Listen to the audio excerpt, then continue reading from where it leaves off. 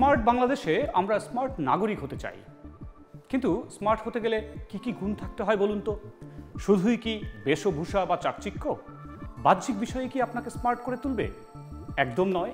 তার জন্য চাই আমাদের মনের উৎকর্ষ, মননশীলতা, পরমত সহিষ্ণুতা এবং অন্যকে নিজের মধ্যে ধারণ করবার মতো যে ঔদার্য ব্যাপ্তি, সেটি কিন্তু দরকার।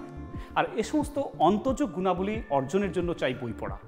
বই আমাদের অনেক ধরনের শিক্ষা দেয়, তার মধ্যে অন্যতম রয়েছে আমাদের মনটাকে বিশাল করে তোলে। আমরা বই পড়বার সময় সারা বিশ্বকে নিজের মধ্যে ধারণ করতে শিখি। অনেক চ্যালেঞ্জের মধ্যে দিয়ে কী করে সামনে এগিয়ে যেতে হয়, সেই বিদ্যা বা সেই জ্ঞানও কিন্তু রয়েছে বইয়ের মধ্যে। বই ভালোবাসি তোমারে নেক্সাস টেলিভিশনের আয়োজনে আমি অরুণ কুমার বিশ্বাস, গোয়েন্দা লেখক, আমন্ত্রণ জানাচ্ছি আপনাদেরকে। আর আমাদের সঙ্গে সহযোগিতায় রয়েছে নিউট্রিলাইফ এবং pbs.com.bd।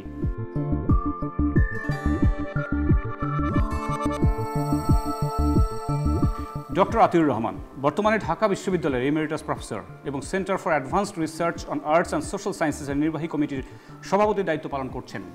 স্যার অর্থনীতি বিষয় বিশেষজ্ঞ, গবেষক, শিক্ষক এবং কেবলই অর্থাৎ গত সপ্তাহে লন্ডনের সোয়াস ইউনিভার্সিটি থেকে অর্থনীতি বিষয়ে অনারারি ডক্টরেট লাভ করেছেন।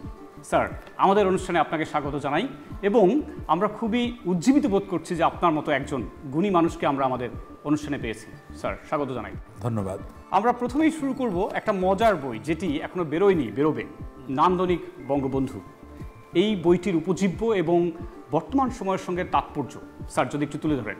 না, এই বইটি আমার খুব প্রাণের বই। আমার মনে হয় আমার জীবনের সবচেয়ে ভালোবাসার বই। আমার মনে আছে আজ থেকে 20 কিংবা 22 বছর আগে ডিপ্লোমা ইঞ্জিনিয়ার্স ইনস্টিটিউট যেটা আছে, ওখানে আমরা একটা অনুষ্ঠান করেছিলাম বঙ্গবন্ধুর নান্দনিক ভাবনা নিয়ে। তখন আজকের প্রধানমন্ত্রী, মাননীয় প্রধানমন্ত্রী, তখন বিরোধী দলের নেত্রী, তো তিনি এসেছিলেন সেই অনুষ্ঠানে প্রধান অতিথি হিসেবে। এবং আমার প্রেজেন্টেশনের পর উনি বললেন যে এটা নিয়ে একটা বই করা যায় না, এই বিষয়টি খুব বেশি আসছে না, বঙ্গবন্ধুর নেতৃত্বের নানা দিক নিয়ে আসছে, কিন্তু এই যে নান্দনিক চরিত্র, তিনি শিল্প সাহিত্যকে এত পছন্দ করতেন, এত প্রমোট করতেন, এবং শিল্পীরা, অধ্যাপকরা, তার সাথে যে গভীর সম্পর্ক ছিল সাংবাদিকদের, এই নান্দনিক দিকগুলো ফুটে উঠবে যদি এটি বই করা যায়। তা আমি তারপর থেকে কাজ করছি। আগামী 1 মাসের মধ্যে বইটি বের হয়ে যাবে। আগস্ট মাসে আমরা এটা লঞ্চ করব। এই বইতে আমরা বঙ্গবন্ধু কি করে তার প্রকৃতিকে ভালোবাসেন, বিশেষ করে রবীন্দ্রনাথ, নজরুল, সুভাষ বোস তাদের কিভাবে দেখতেন, এবং তার বন্ধুরা যারা লিখেছেন তাদের কথা কেমন করে বলতেন। আর সবচেয়ে যেটা আকর্ষণীয় দিক, প্রায় 14 জন বুদ্ধিজীবী, শিল্পী, সাংবাদিক, সম্পাদক, যারা তার এই যে নান্দনিক চিন্তার উপরে মন্তব্য করেছেন, তার প্রায় অর্ধেক কোভিডকালে চলে গেছেন এই পৃথিবী ছেড়ে, অথচ তাদের সেই কথাগুলো আমার কাছে আছে। সেই কথাগুলো এই বইতে যুক্ত হবে। সেই জন্য যেমন আনিসুজ্জামান স্যার, আব্দুল গাফফার চৌধুরী, শামসুজ্জামান খান, কামাল লোহানী, এদের মতো মানুষের যে কথা বঙ্গবন্ধু সম্বন্ধে, তার যে শিল্প সাহিত্য সংস্কৃতি চর্চার বিবরণ, সেগুলো এই বইতে স্থান। স্যার, এবারে আমরা একটু অর্থনীতি, আপনার প্রিয় প্রসঙ্গ, বাংলাদেশের সাম্প্রতিক অর্থনীতি, আতিউর রহমান, এই বইটির বিষয়ে যদি আমাদেরকে একটু আলোকপাত। না, এটি আমি সমকালীন তো প্রচুর লিখছি অর্থনীতি নিয়ে, প্রায় প্রতি দিনই লিখি আমি বলতে গেলে। সেই লেখাগুলোর একটা সংকলন এখানে বের করেছে। এটা সর্বশেষ বই, এখন পর্যন্ত পাওয়া সবচেয়ে শেষের বই। এখানে সমকালীন অর্থনীতি, এই যে বিশ্ব অর্থনীতির যে টানাপোড়েন, দেশের অর্থনীতির মধ্যে টালমাটাল অবস্থা, এবং তার মধ্যেও বাংলাদেশ কেমন করে এগিয়ে যাচ্ছে এই সমুদ্র পাড়ি দিয়ে। আপনার এই বইয়ে অর্থাৎ আমাদের বর্তমান সমাজকে কিভাবে কানেক্ট করবে, অর্থাৎ এই যে অ্যানোমি বা একটা মানসিক অস্বস্তিবোধ, অর্থনীতিতে আমাদের হাতছাড়া হয়ে যাচ্ছে সাধারণ মানুষের। আমাদের সব চাহিদা তো আকাশ সমান চাহিদা, এই চাহিদা তো মিটবে না। এর মধ্যেও কোন চাহিদাটা আমরা আগে মেটাবো, তারপরে আস্তে আস্তে সেই চাহিদার আলোকে যাব। রাষ্ট্রের কাজ হলো যারা পেছনে পড়ে আসছে, যারা একেবারে পশ্চাতে, পুরোটা বাজার থেকে সংগ্রহ করতে পারছে না, তাদের দিকে তাকানো, এই যে সামাজিক সুরক্ষা কর্মসূচিগুলো, সেই জন্য রাষ্ট্র নেয়। আর রাষ্ট্র আরেকটি কাজ করে, রাষ্ট্র অবকাঠামো তৈরি করে দেয়। আমার মনে আছে আমি 88 সালেও এবং 98 সালেও আমি বিভিন্ন প্রতিষ্ঠান থেকে কিছু টাকা সংগ্রহ করে আমি চাল কিনে গ্রামের বাড়িতে গিয়েছি।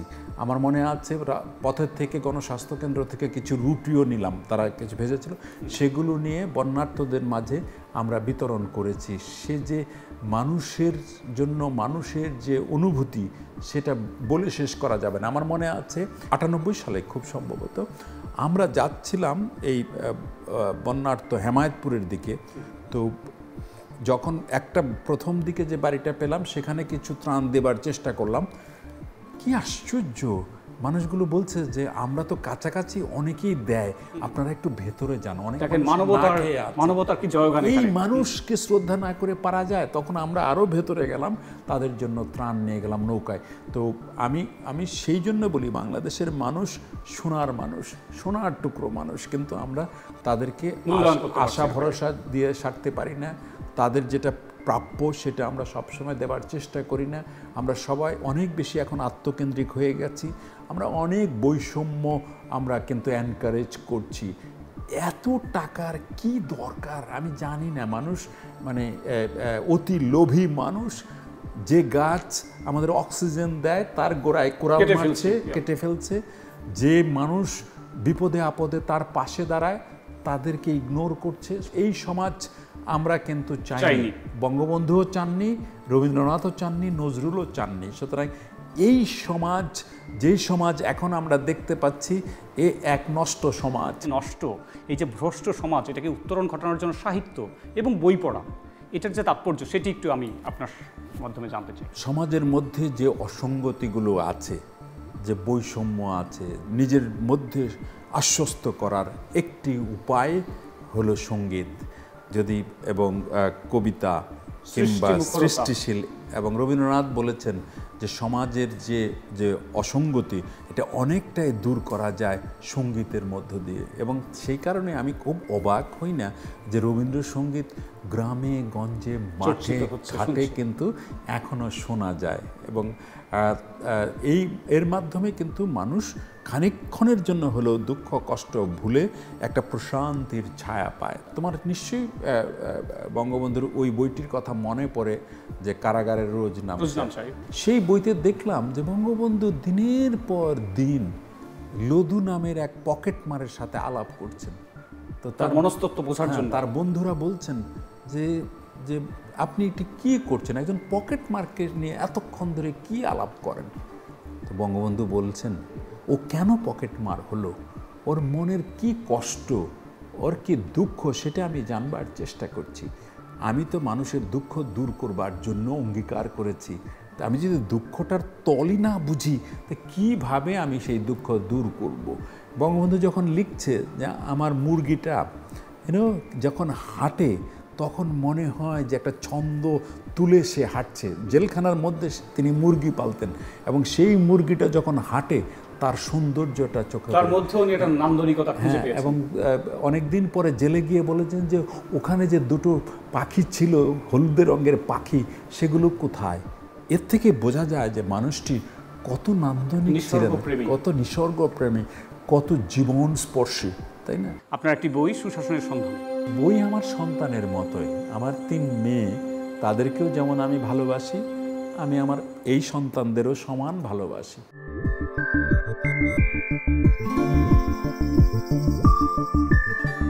স্যার, এবারে আসছি সুশাসন। আপনার একটি বই সুশাসনের সন্ধান।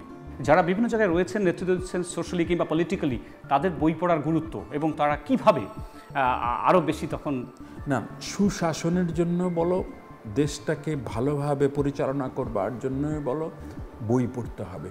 আমি সেই জন্য বঙ্গবন্ধুর নাম বারে বারে বলি। বঙ্গবন্ধু ডায়েরিতে লিখছেন যে এরা খুব ভয় পায় আমি যখন ঘরে বাইরে চাই রবীন্দ্রনাথের, আমি যখন রাশিয়ার চিঠি চাই, তারা খুব ভয় পায়, কারণ এসবের মধ্যে মানুষের কথা আছে, বিপ্লবের কথা আছে, তো বিদ্রোহের কথা আছে। সেই জন্য এই বইগুলো তারা দিতে চায় না এবং আমি এই বইগুলো পড়তে চাই। একইভাবে একজন রাষ্ট্রনায়ক কত গভীরভাবে সংসপ্ত পড়ছেন এবং বিদেশি বই পড়ছেন। ভালো বই না পড়লে ভালো নেতাও হওয়া যায় না, এটা কিন্তু মনে রাখতে হবে। আর আমাদের দেশে এখন বই পড়ার অভ্যাসটা তো কমে গেছে, কারণ আমরা ছাত্রছাত্রীদেরকে বইয়ের প্রতি আকর্ষণ করতে পারছি না। এবং সবচেয়ে বড় কথা, এখন সবাই মোবাইলে বুঁদ হয়ে থাকে, আসক্ত হয়ে আছে। এখান থেকে ফিরিয়ে আনার একটা সরাসরি চেষ্টা করা উচিত। জয়পুরহাটে একজন বইপ্রেমী মানুষ আছেন, তার নাম আমিনুল হক বাদশা। তিনি একটি কাজ করছেন যে ঘরে ঘরে লাইব্রেরি তৈরি করবেন। আমি বললাম যে ঘরে ঘরে লাইব্রেরি, স্যার আমরা ওনার সম্বন্ধে কিন্তু আমাদের এই অনুষ্ঠানেই আমরা একটা অনুষ্ঠান, তো ওইটা উদ্বোধন করতে আমি গিয়েছিলাম, আমি এবং জাফর ইকবাল। তো সেদিন 1000 ছেলে মেয়েদের হাতে একটি করে বই আর একটি গাছ দেওয়া হলো। তা আমি বললাম যে এগুলো কি হবে, বলে যে প্রত্যেকের বাড়িতে ওই গাছটা লাগাবে আর বইগুলো নিয়ে আরও আমরা পরিবারের সবাইকে অনুরোধ করব তাদেরকে যেন বই দেওয়া হয়। ওই গ্রামেই তার একটা পারিবারিক পাঠাগার গড়ে উঠবে, তারা আশেপাশে বন্ধুরা একসঙ্গে মিলে বই পড়বে, সেই বই নিয়ে আলাপ করবে, অন্যদেরকেও এই বই পড়বার জন্য উদ্বুদ্ধ করবেন। আমি বললাম যে চমৎকার কর্মসূচি, আমি সেই জন্য গিয়েছিলাম ওই জায়গাতে, আমি আর জাফর ইকবাল। তো আমরা গিয়ে ছেলে মেয়েদেরকে বইয়ের প্রতি আকর্ষণ করবার চেষ্টা করছি। এর পরপরই আমরা নাটোরে আবার গেলাম একই রকমের অনুষ্ঠান করবার, গাছ এবং বইয়ের অনুষ্ঠান করলাম। তো এইভাবে অনেকেই আন্দোলন করছেন বই পড়ার জন্য। আমাদের আব্দুল্লাহ আবু সাইদ স্যার তো অনেক দিন থেকে, আমি তার ট্রাস্টি বোর্ডের সদস্য ছিলাম, তো আমরা একসঙ্গে অনেক কাজ করেছি বই পড়ার। এটা আমাদের বাংলাদেশে মাইলফলক বলতে চাই যে স্যার যেভাবে শুরু করেছেন আমরা আশার আলো দেখতে পেয়েছি। আমরা বই নিয়ে কাজ করি। এখন বই আমরা যারা লিখি, বিশেষ করে আমরা লেখকরা যারা বই লিখি, আমরা তো সবসময় চাইবো যে ছাত্রছাত্রীরা বা পাঠকরা আমাদের বই নিয়ে আকৃষ্ট হোক, বই আলাপ করুক। আমার বই নিয়ে তোমরা এত বড় এক আয়োজন করেছো, এবং আমার খুব ভালো লাগছে এই যে কিছুটা সময় আমরা বইয়ের সঙ্গে এর যে সুগন্ধ, এর ভেতরে যে বিষয়গুলো রয়েছে এগুলো আমাদেরকে খুব আবিষ্ট করছে। বই আমার সন্তানের মতোই, আমার 3 মেয়ে, তাদেরকেও যেমন আমি ভালোবাসি, আমি আমার এই সন্তানদেরও সমান ভালোবাসি। শুধু টেলিভিশনের না, আমার মনে হয় যে সোশ্যাল মিডিয়াতেও আমাদের একটি আন্দোলন করা উচিত, সোশ্যাল মুভমেন্ট করে তুলতে হয় সোশ্যাল মিডিয়ায়, বই পড়ার পক্ষে আন্দোলন করা উচিত। আরেকটা কাজ যেটা করতে হবে, আমি এবার বই মেলাতে দেখলাম যে প্রচুর শিশুরা আসছে বই মেলাতে, মাকে সাথে নিয়ে আসছে, নতুন বইয়ের সন্ধান করছে, তারা ঘুরে ঘুরে দেখছে। এই আন্দোলনটা আরও বাড়িয়ে দেওয়া উচিত। আর আমাদের সোশ্যাল মিডিয়াতে এরকম বইয়ের অনুষ্ঠান তোমাদের আরও অনেক বেশি করা উচিত, যে বই পড়াটা কত জরুরি, এবং বই না পড়লে মনের যে আধার সেটা কাটবে না, সিঁচে ফেলে দিতে হবে। আমার ধারণা যে বই পড়লে সেই মনের আবর্জনা অনেকটাই দূর করা যায়। স্যার আপনাকে অশেষ ধন্যবাদ, আমাদের বই ভালোবাসি অনুষ্ঠানে আপনি আমাদের অতিথি হয়ে এসেছেন। তো আমাদের স্যার একটা রীতি রয়েছে, আমরা আমাদের অতিথিকে একটি বই উপহার দিয়ে শ্রদ্ধার্ঘ্য জানাই। স্যার, এটা স্ট্রাইকিং অফ দ্য শ্যাডোজ, এটা আমার লেখা একটা মুক্তিযুদ্ধের উপন্যাস। ধন্যবাদ তোমাকে, অনেক ধন্যবাদ। রুশ কথাসাহিত্যিক ম্যাক্সিম গোর্কির বিশ্ববিখ্যাত উপন্যাস মা। ভলগা নদীতে যত জল গড়িয়েছে, মা বইয়ের পাঠকপ্রিয়তা ততই বেড়েছে।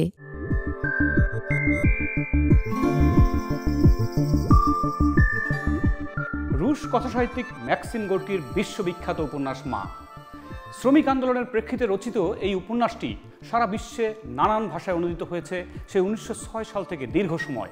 এখনও কিন্তু আমরা যারা বই পড়ি, ম্যাক্সিম গোর্কি মা আমাদের প্রায় সবারই পড়া হয়ে গেছে। চলুন জেনে আসি ঠিক কী রয়েছে ম্যাক্সিম গোর্কির সেই মা উপন্যাসে।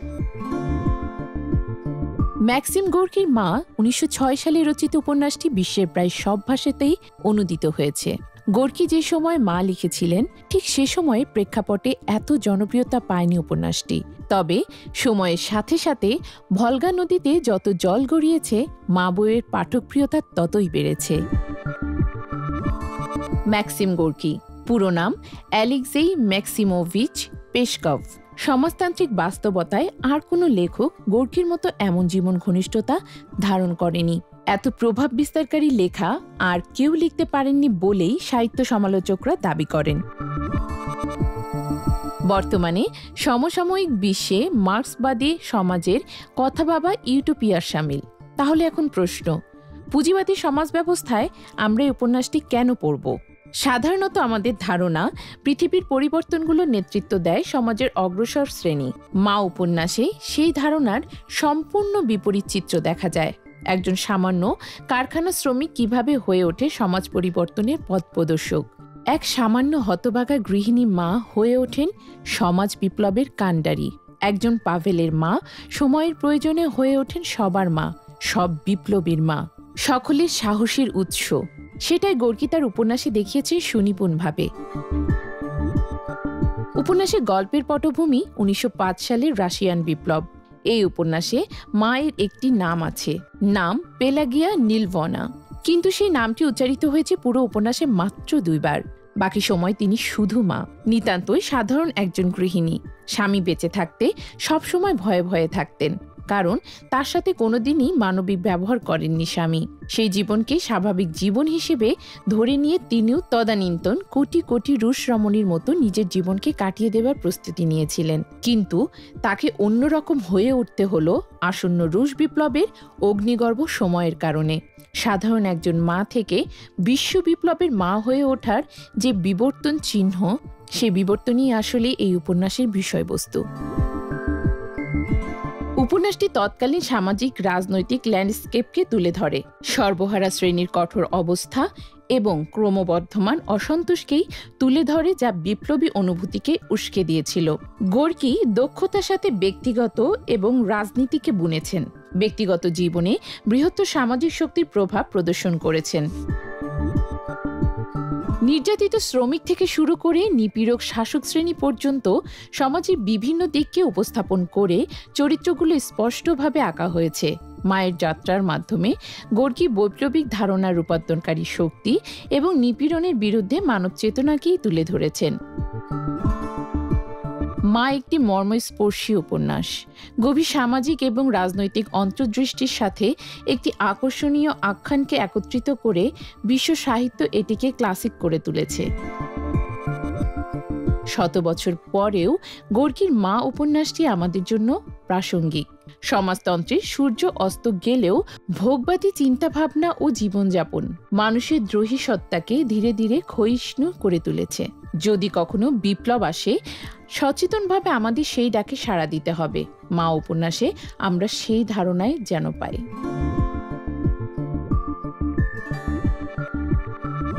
অলোকেশ রয় ডিটেকটিভ, আপনারা নিশ্চয়ই জানেন বাংলাদেশের বর্তমান সময়ের একজন জনপ্রিয় গোয়েন্দা অলোকেশ রয়।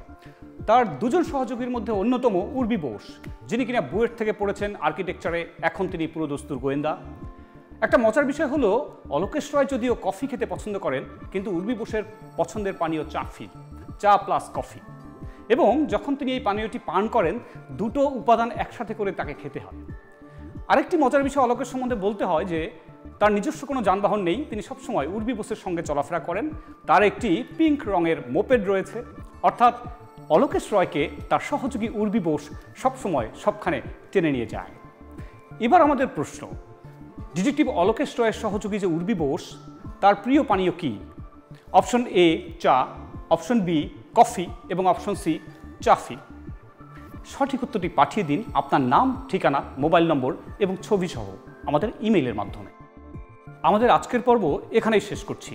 তবে আপনার বই পড়া সংক্রান্ত যে কোনো তথ্য কিংবা অভিজ্ঞতা জানাতে পারেন আমাদেরকে। বিদায় নিচ্ছি, আমি অরুণ কুমার বিশ্বাস, গোয়েন্দা লেখক। দেখা হবে আগামী পর্বে। সে নাগাদ আপনারা সবাই ভালো থাকুন, সুস্থ থাকুন এবং অতি অবশ্যই বইয়ের সঙ্গে থাকুন।